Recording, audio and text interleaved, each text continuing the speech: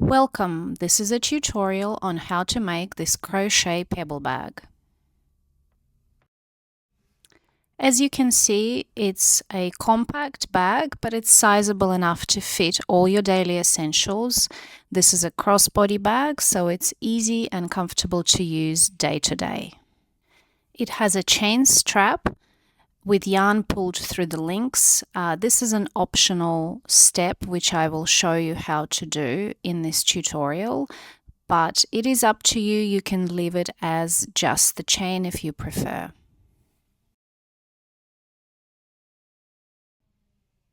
Another option is to add this closure flap with a magnetic button. This will give you a little bit of extra protection and security for the bag. And if you like this look, there will be an additional video tutorial at the end that will show you exactly step by step how to create and add this feature to your finished bag.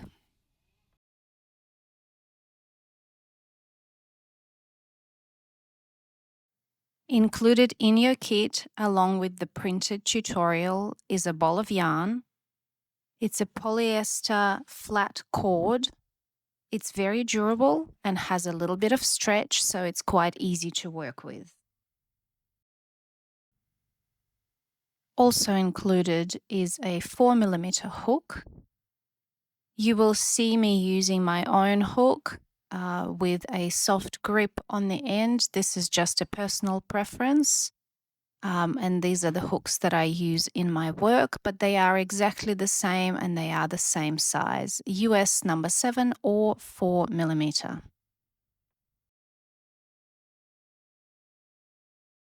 You will also find this flexible needle, which will help you finish off the bag at the end. 2 stitch markers, this magnetic button that can be sewed onto the inside of your bag or the additional flap. You also have these rings, either this style, which is a D-ring which gets sewn onto the sides of your bag, or depending on the shipment, you may receive this style, which has a spring-loaded closure.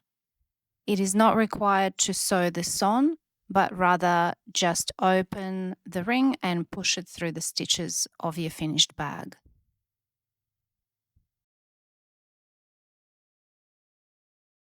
The chain handle is simply attached to these rings. It comes with carabiners on both ends. They're also spring-loaded, so it's very easy to attach the handle at the end of the process. What's not included in this kit, but is essential, is of course a pair of scissors and a lighter. You can use any lighter or matches. And the reason we need a lighter is because this type of material frays very easily. And over time, it may unravel in your finished item if we don't singe the loose ends of the yarn. So to avoid this problem, every time we cut, we simply and very gently singe the end of the yarn. Let's begin.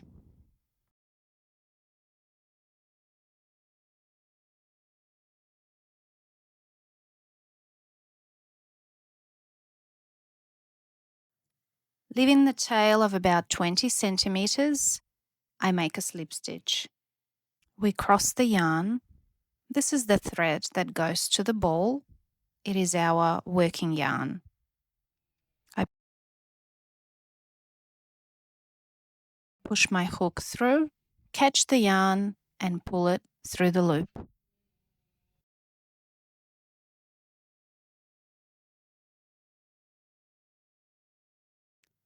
We have a tail which we will lift to the side, and now we start creating chains.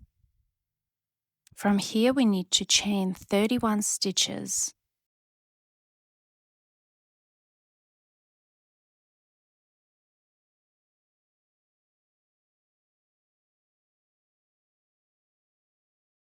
we do not count this very first slip knot. So we start counting here. This is 1,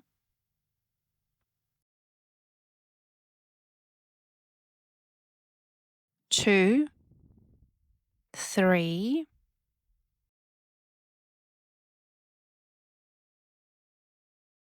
4, 5. Continue until you have 31 chains in this row.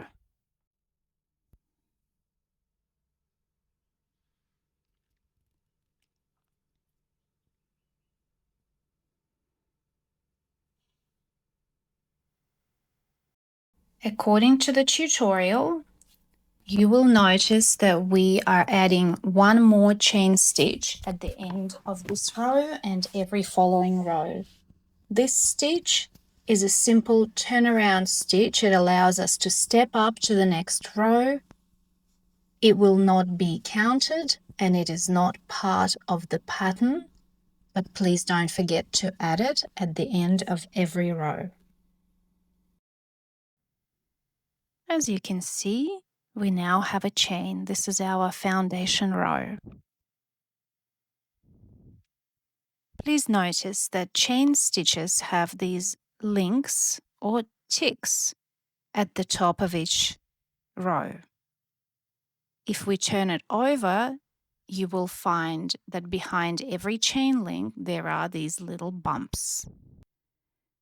It is important at this stage to see and understand, because as we go to our next row, we will be inserting the hook inside or underneath those bumps.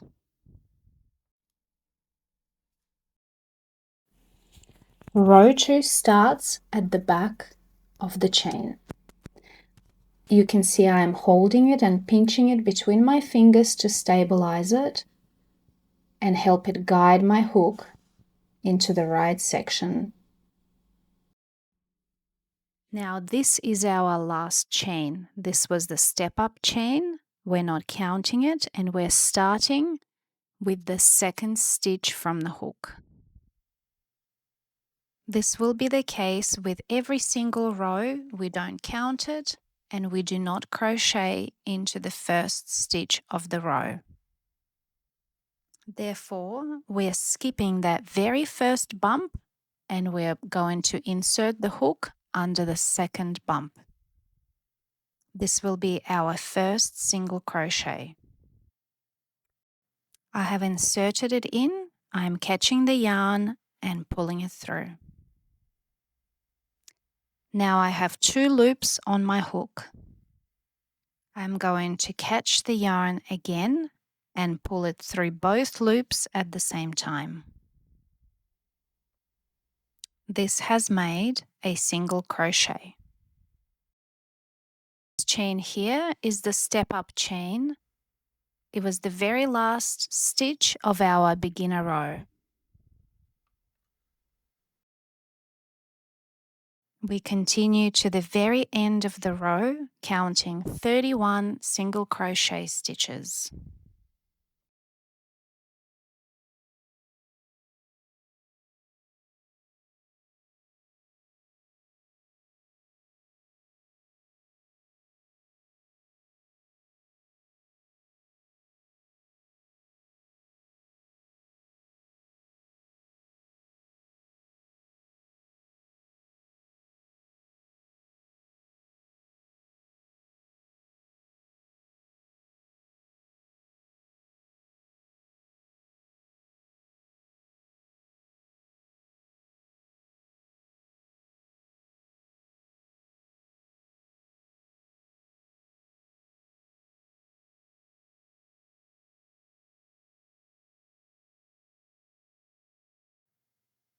This is what we have at the end of this row, 31 single crochets.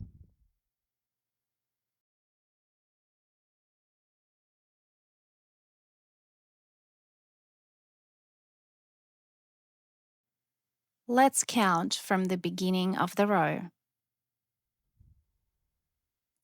You can count by looking at the front of your work, but I find it easier to count the chains at the top of each single crochet stitch.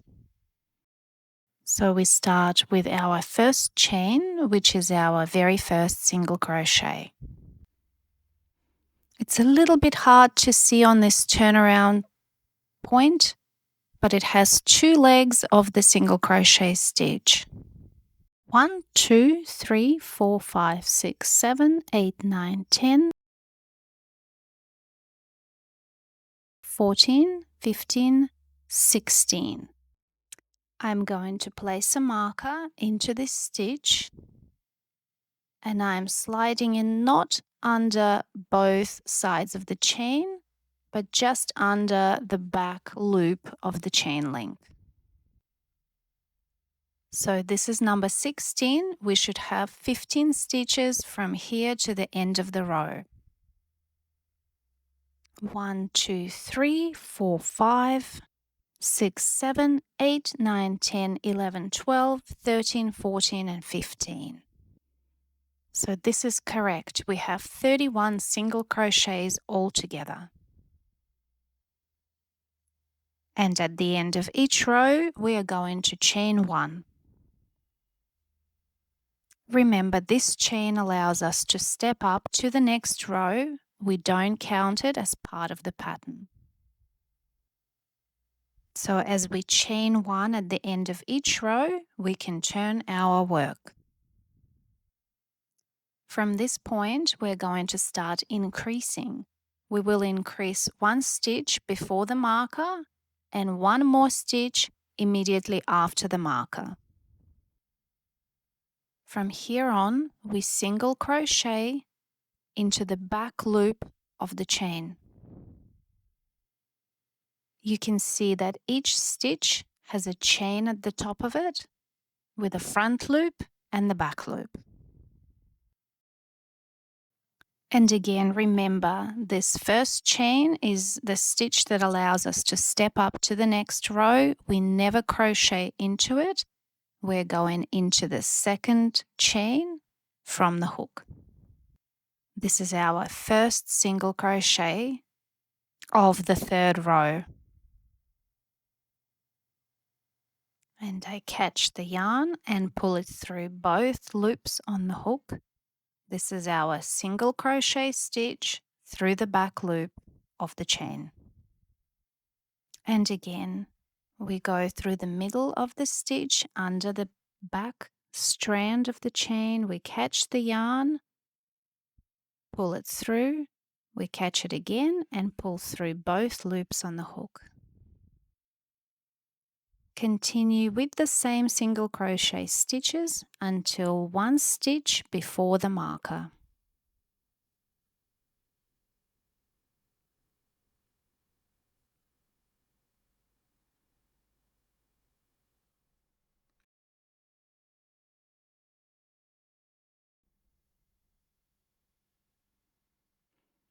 "14 single crochet."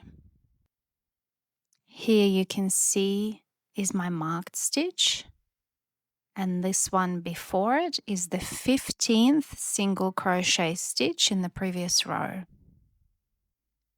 We're going to make our first increase into this stitch by crocheting 2 single crochet stitches into the same spot. This is how we do it. I insert my hook into this chain and make a single crochet as previously shown. I am now inserting the hook into the same spot right next to the previous single crochet stitch, and I'm making another single crochet. The stitch right after the marked center stitch will also need to have an increase, so we're going to do exactly the same. So you will single crochet into the back loop, and we again insert the hook into the same spot and make another single crochet stitch.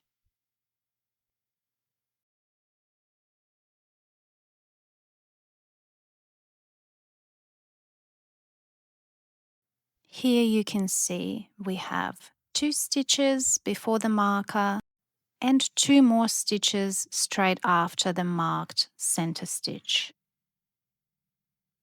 Continue single crochet stitches to the very end of the row and add 1 chain stitch at the end.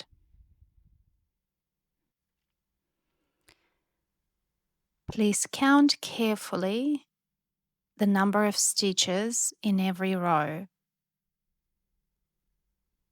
You will continue making increases of 2 stitches in each row.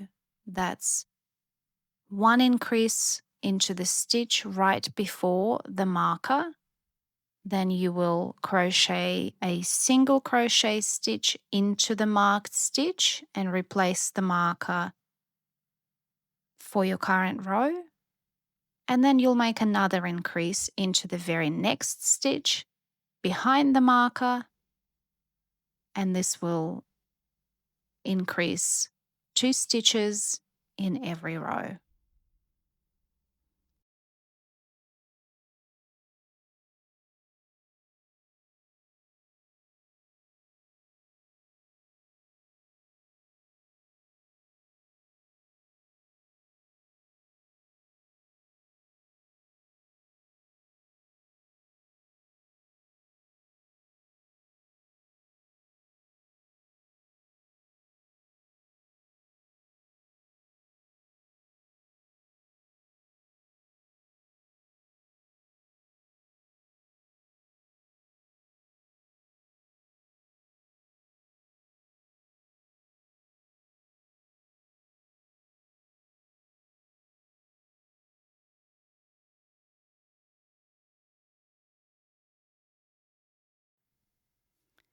Please continue in counting all the stitches in every single row.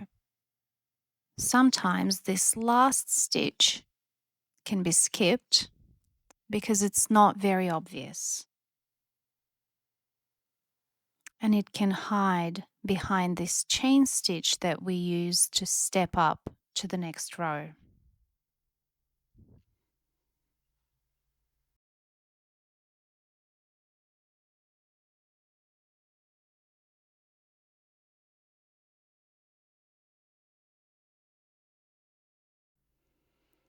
You can now see that your work is no longer straight, it's starting to take shape of a boomerang.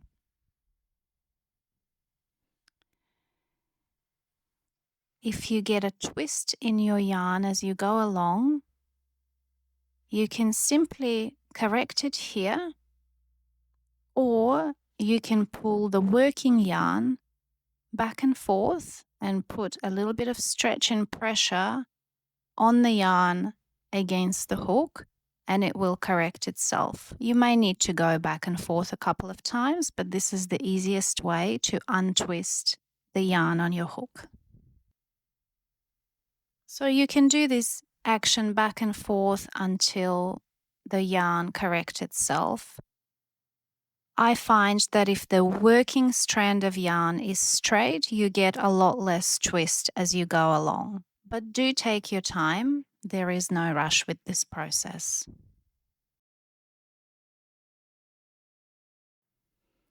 You have now completed all the necessary increases, and this is what your work should look like. From here on, you will add 10 more rows without making any increases. You should have 43 single crochet stitches in each row, plus of course a chain stitch at the end of each row. As you go along, please leave this stitch marker where it is. It doesn't need to be removed. In fact, it will help us count how many rows we have completed if you had lost count. At the end of 10 rows, without increase, you will have something that looks like this. So this marker shows the last row that had any increases on it. You can see that the bag is starting to take its shape.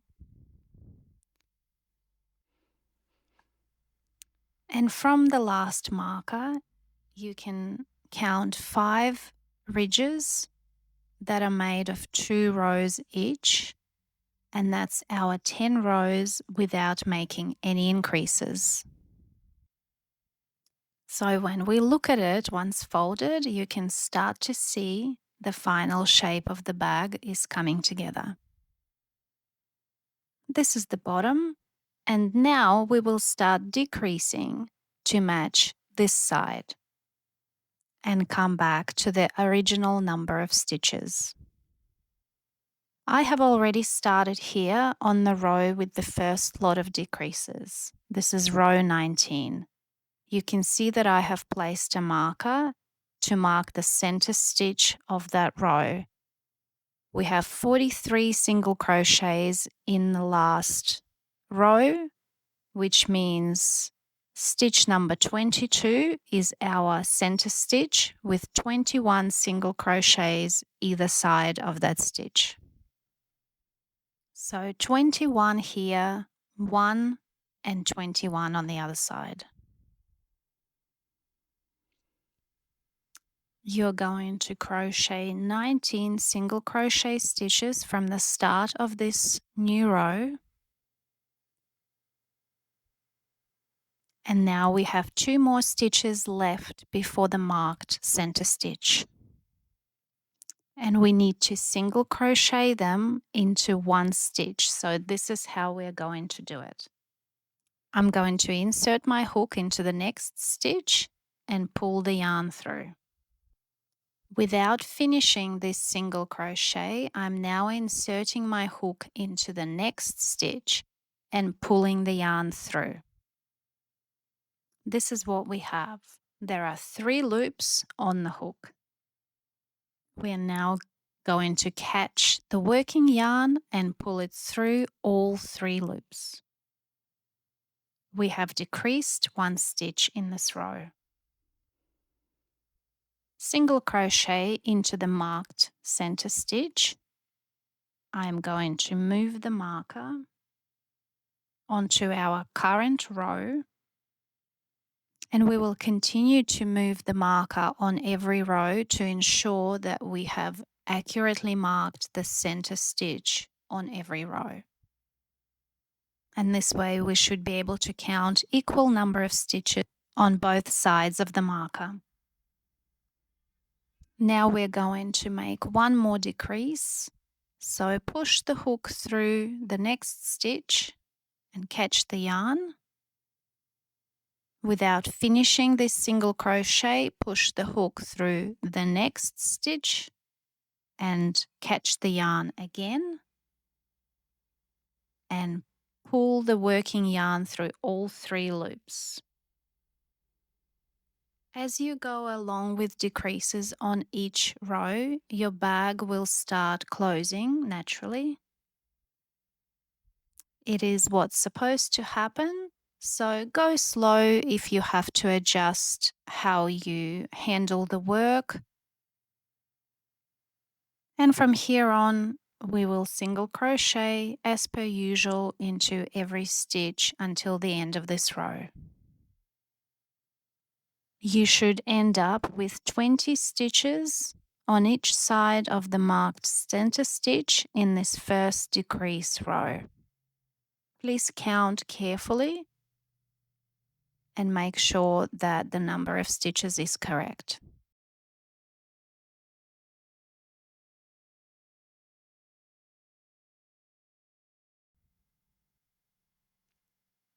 Continue untwisting your yarn as you go along. And as you can see here again, I have a little twist, so I'm creating a bit of tension against my hook and pulling on the working yarn to untwist this loop.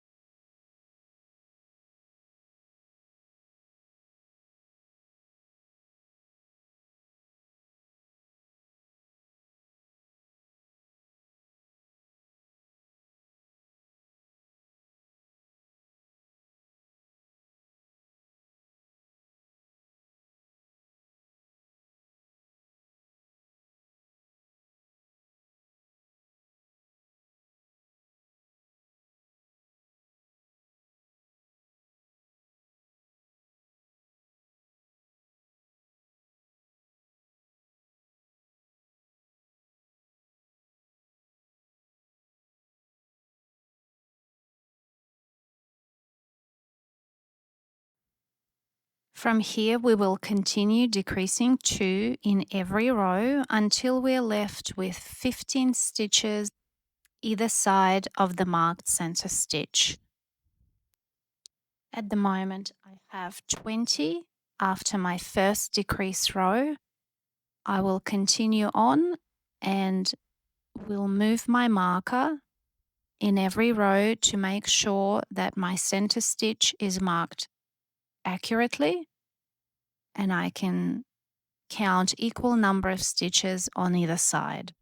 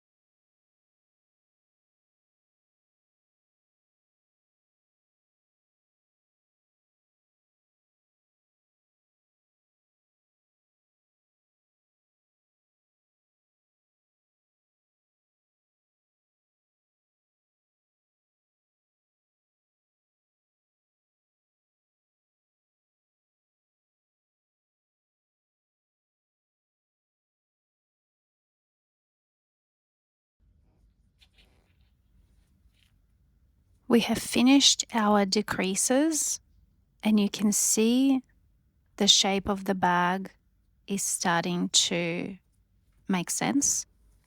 Now you may notice that our last decrease row appears a little bit longer than the other edge, the beginning foundation row.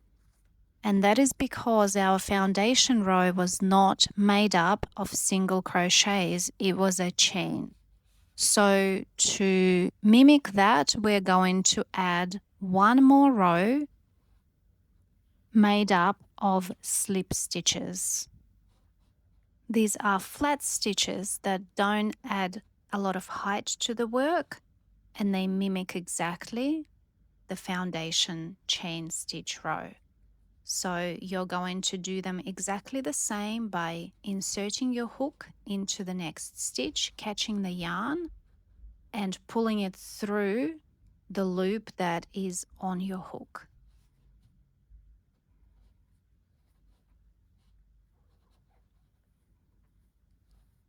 You should have 31 slip stitches in the very last row.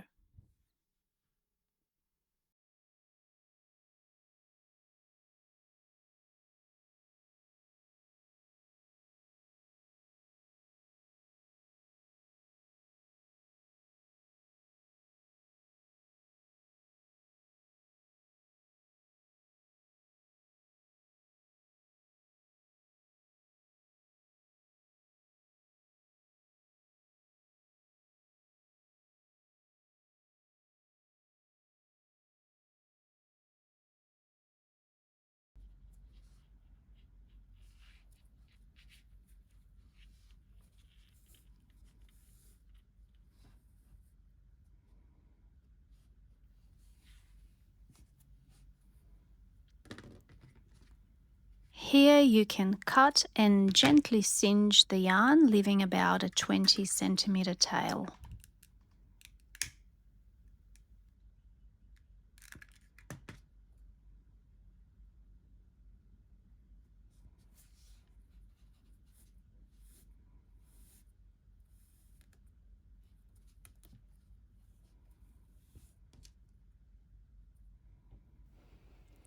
This is the point where the main part of your bag is finished, and we need to connect the sides to make it into the right shape. We're going to use the ends that we left at the start and the end of the work to sew up both sides. At this point, just inspect both sides of your work and observe which way the stitches are oriented in order to make both sides look the same. I have threaded my needle onto the end of the work on my finished row. You can see that the yarn is coming out of the stitch a little bit below the very top of the bag. So I'm going to make the first incision with the needle to bring the edges together and make them meet in the right spot.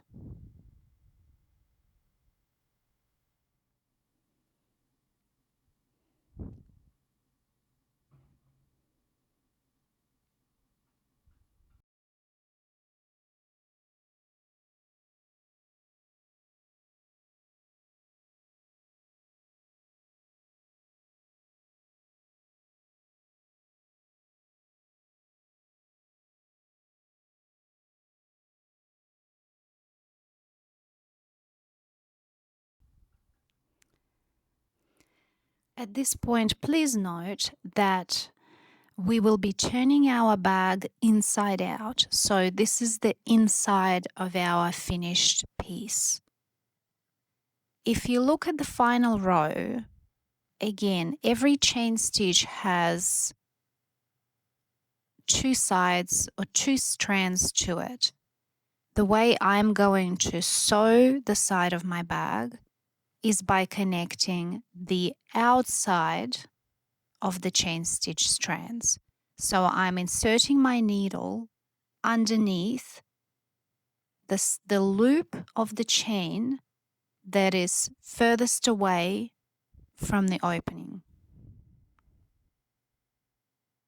and connecting it to the outside loop of the chain on the other side. That way, when we turn the bag out, once it's sewn together, it will be a neat finish with a bit of definition that we need to mark the side of the bag.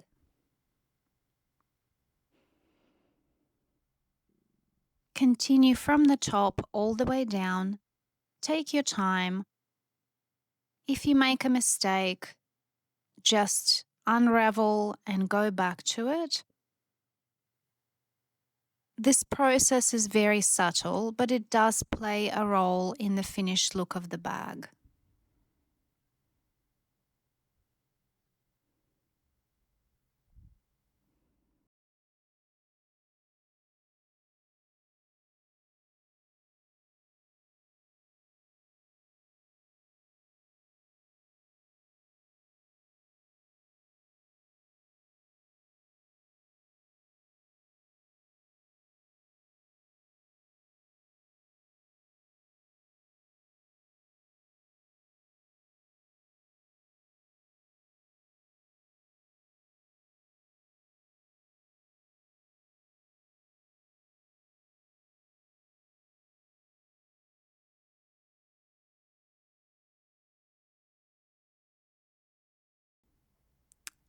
As you can see, I have reached the bottom of this row and I'm going to connect the last two stitches.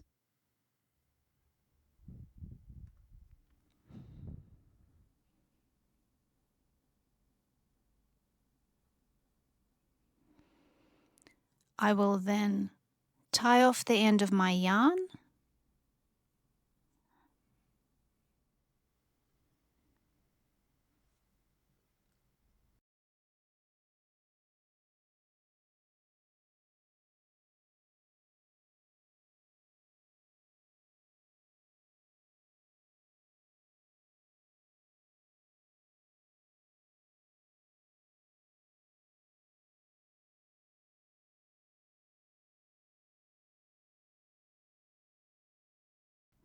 If you prefer this to be the outside of your bag, you can absolutely do that. Just make sure that you push the needle with the tail through to the other side and cut it off on the other side.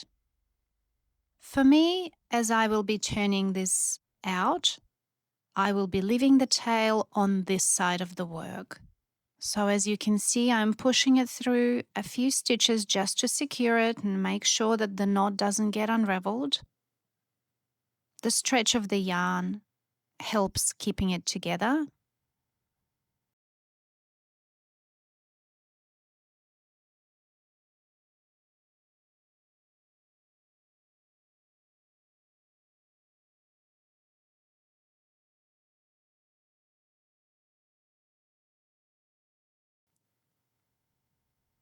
And at this point, I'm done.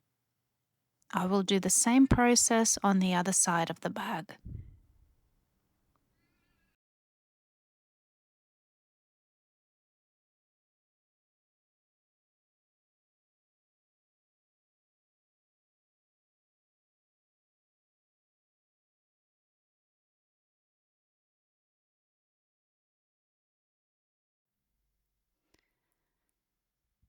I will sew up the second side of the bag in exactly the same way. You can see that the stitches are turned inwards just a little bit. This side actually makes it a little bit easier for me to go along because the outer strands or outer loops of each chain on that row are facing out and the inner ones are actually facing in, so I don't need to be confused in this part. At this point, the main part of your pebble bag is completed, but we are going to add an edge around the top opening. This has two functions. It will make the edge appear a lot neater, but it will also add a little bit of height to your finished bag. I am taking my working yarn and attaching it with a slip knot to the top of the bag. I am picking a point where the two sides were sewn together. You can do it anywhere. We're going to go around the top of the bag, creating single crochets. I'm making sure that my hook is inserted around the same height as I go around. This is to create an even line, a straight line. It makes it appear a little bit more neat. The first row might look slightly messy, but we just need to establish that first row of the opening, and we will continue on to make it a neat and tidy edge.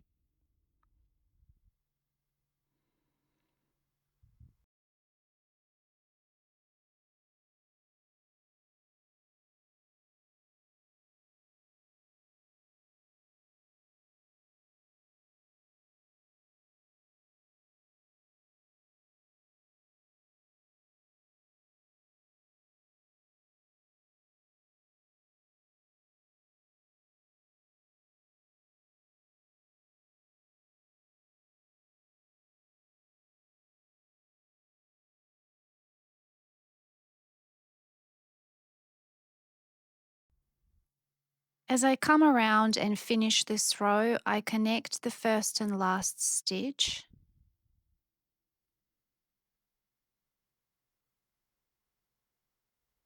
My second row in this tutorial will also consist of single crochet stitches, as I would like to add a bit of height to this bag.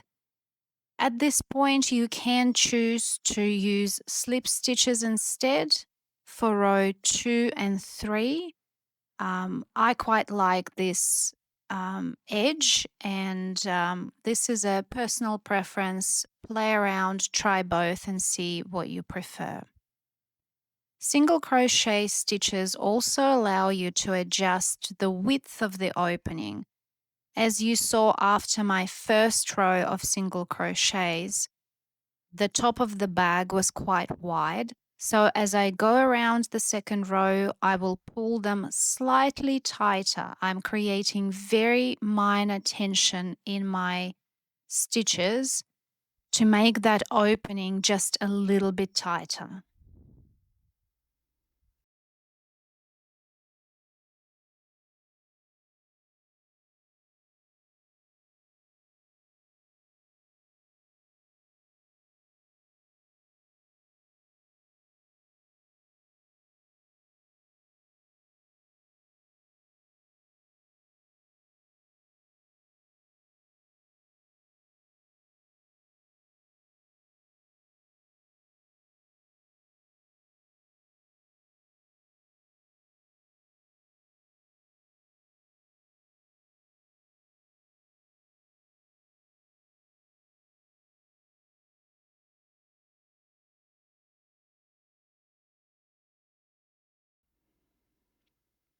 As you can see, after my second row of single crochet, I have added quite a bit of height to the top of the bag. My last row will be simple slip stitches just to finish it off and make the edge appear very neat and uniform. As I start my last finishing row, I'm actually going to, instead of connecting the first stitch of the previous row and the last stitch of the row, I'm going to continue without stopping. So in doing this, I'm going to skip this very first chain of the previous row and go into the next chain. You can see how this first slip stitch has closed that gap, and I will continue on until I finish this row.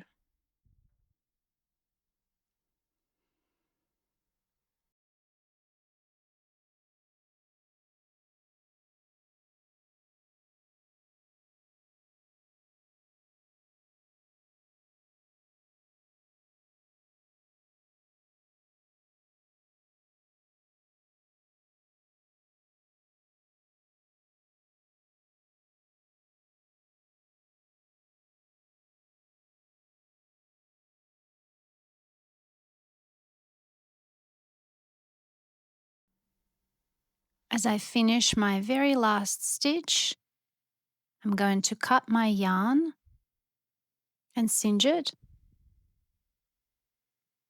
and pull the end through. There will be one chain between the end of the row and the chain that we're going to use for this invisible way of joining the two together. I'm inserting my hook from the inside under both strands of the chain. As I turn the work now, I need to return the end of the yarn back into the chain that it came from. So insert your hook from behind under both loops of that stitch, catch the yarn and pull it through. And you have essentially created that tick shape, the chain link that was missing at the top of that row. And now the edge looks uniform. You couldn't say where it started or where it finished. I'm going to hide the tail under a few stitches on the inside.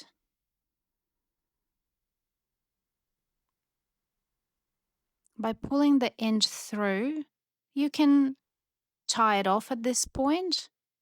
I will be adding a liner to this bag, so I'm not going to hide my ends thoroughly, but I do want to lower the end so it's not in the way as I am hand stitching my liner to the bag later on.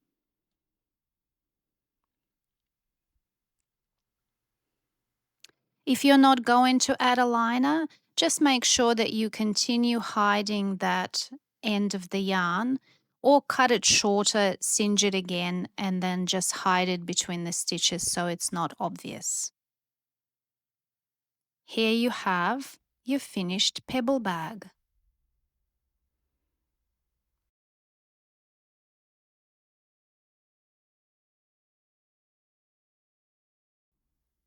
There are just a few steps left.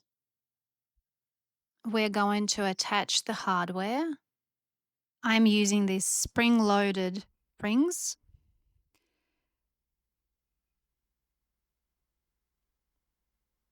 And as I pull back on the clasp that opens, I'm just holding it back with my finger while I am working the end of that ring through the stitches. When you're doing the second ring, just measure and make sure that it is positioned in the same spot so they appear symmetrical.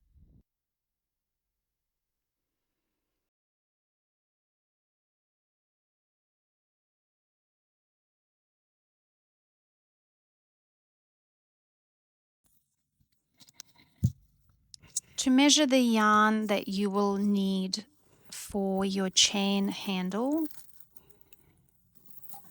just measure it against the chain.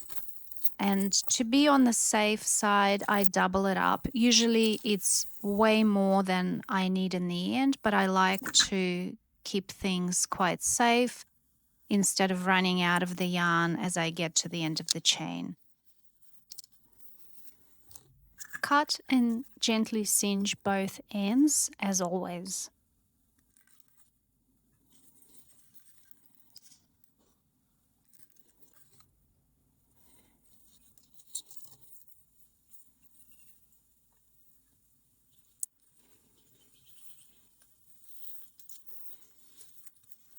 Thread your needle, push it through the first link of the chain. I like to pinch the end of the yarn between my fingers just to hold it in place and make sure that I don't lose it in these first steps. But you're basically inserting the needle into every chain from the top and then coming back from the bottom into the next chain. As I mentioned at the start, this step is entirely optional. You don't have to do this. If you prefer to just have a chain handle, please go ahead with that. But if you like this finish, taking that extra little bit of time will make it look a little bit more special and different. And it is my personal preference.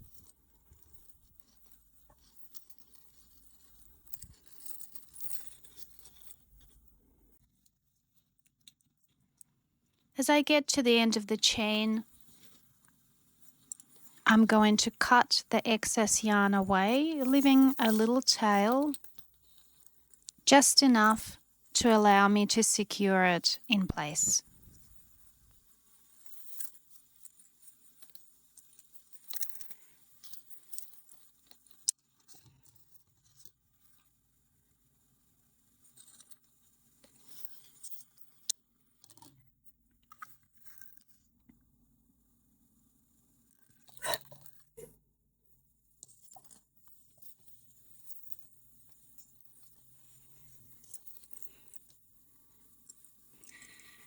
So all we need to do is secure the end, tuck it in and hide it. Make sure that it doesn't unravel. So I'm going to put my needle through.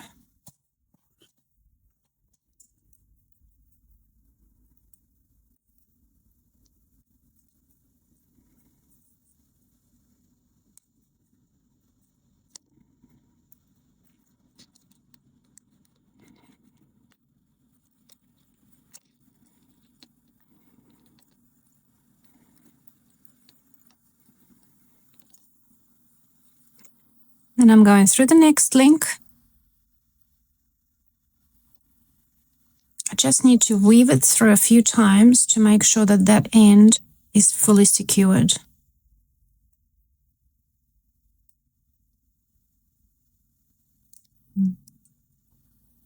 This is where the flexibility of the needle will come in handy because you can bend it slightly without breaking it. So that to me will actually be enough. I'm going to shorten this end again,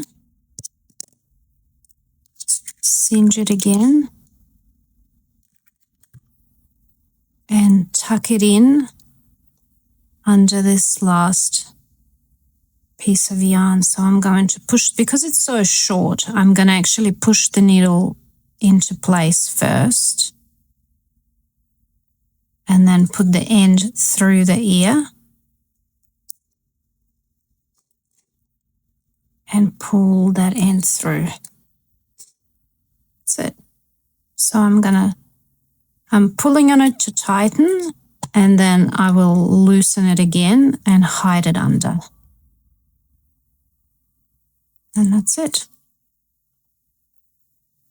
If you are nervous or you find that that just doesn't seem secure enough, you can actually get a needle and thread and just put one stitch through, all the way through to the other side, and it'll be invisible enough that it won't attract any attention, but it'll just give you the peace of mind that this end is not going to pop out and unravel. I will do exactly the same process on the other end, which is where we started. This was the beginning.